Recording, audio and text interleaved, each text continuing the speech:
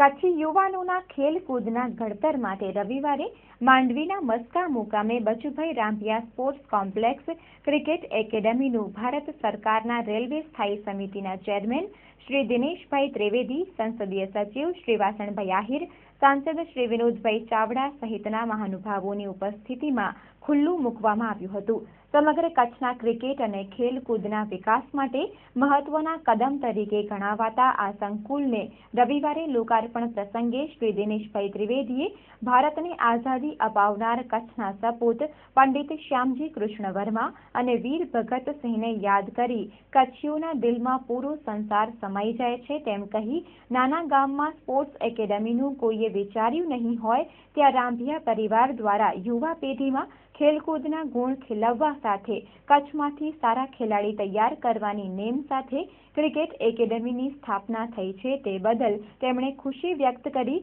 દાતા હેમંતભાઈ રાંભિયાને ધન્યવાદ આપ્યા હતા. સાંસદ શ્રી વિનોદભાઈ ચાવડાએ કચ્છમાં શ્રેષ્ઠી દાતાઓની ભાવનાને બિરદાવતા કહ્યું હતું કે રાંભિયા પરિવારની લોકસેવાથી સૌ કોઈ વાકેફ છે.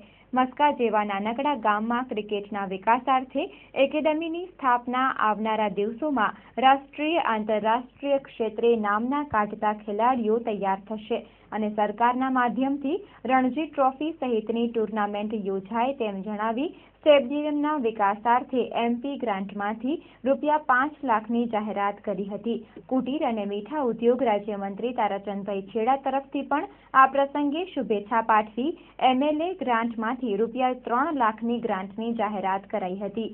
દાતા પરિવારના શ્રી હેમંતભાઈ રાંભિયાનું મસ્કા રાજગોર પરિવાર સહિત મસ્કા ગામના અગ્રણીઓ, સમાજના અગ્રણીઓ અને સંસ્થાઓ, માંડવી ચેમ્બર ઓફ કોમર્સ વગેરે દ્વારા મહાનુભાવો અને દાતાઓનું સન્માન કરાયું હતું.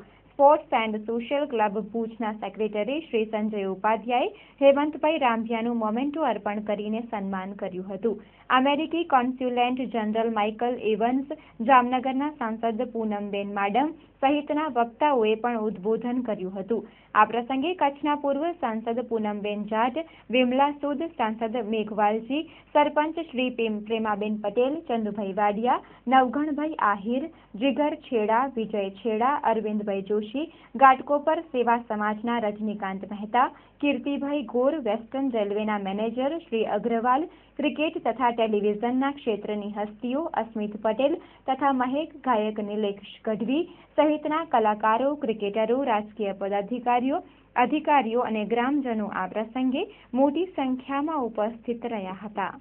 પાવન ધરતી છે આપણા શહીદ શ્યામજી કૃષ્ણજી વર્માની, એટલે સ્વાભાવિક છે કે આ ધરતી બધાને બહુ પ્રોત્સાહન આપે છે અને એ જ પ્રોત્સાહનના કારણના લીધે હેમંત અને એની ટીમને એટલી પ્રોત્સાહન મળી હશે કે પછી અહીંયા વિચારે કે આવી એક નાની જગ્યામાં એક આટલું મોટો સ્ટેડિયમ, દિનેશ નાગુ અને આ સ્ટેડિયમ માટે અમે બહુ આભારી છે કે આ મસ્કા જેવા નાના ગામમાં આગલા દિવસોમાં અહીંયા મોટું IPL મેચ થાય, ટેસ્ટ મેચ થાય. અને સૌથી અગત્યની વાત છે કે આજ આપણે ક્રિકેટ ટીમ આપણે જોઈએ ને તો નાના નાના ગામડામાંથી છોકરાઓ આવ્યા છે. ખાલી આપણે બાળકોને તક આપવાની જરૂર છે. એવી જ આ તક મસ્કાનો જે સ્ટેડિયમ બન્યો છે, મને લાગે છે દૂર દરાજના ગામડાના જે ખેડૂતના છોકરા હોય એ લોકોને તક મળશે અને સ્પોર્ટ્સ, હેલ્થ, એડ્યુકેશન એ જ આપણું અગત્યની વાત છે.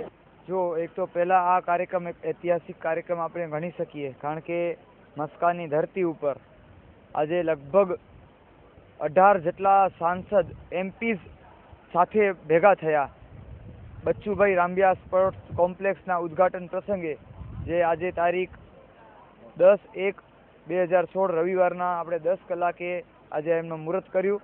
આ સ્પોર્ટ્સ કોમ્પ્લેક્સની હું સહેજ તમને માહિતી આપી દઉં તો આ સ્પોર્ટ્સ કોમ્પ્લેક્સમાં ઇન્ડોર્સ બધી ગેમો, ચેસ, કેરમ, ટીટી, પૂલથી કરી અને એકદમ આધુનિક જીમ જેવી સુવિધાઓ મસ્કા ગામને અને આજુબાજુના માંડવી તાલુકાના ગામડાઓને મળી રહેશે. તો એ માટે એક આજે સ્પેશિયલ દિવસ ગણાય. આપણે કહીએ શ્યામજી કૃષ્ણ વર્માની આ ભૂમિ હવે છે મસ્કા, એટલે ક્રાંતિ તીર્થ મસ્કામાં છે. તો હવે આ ગ્રાઉન્ડ એક ક્રિકેટ તીર્થ બની રહેશે એવી સર્વેનું વિચારણા હતી.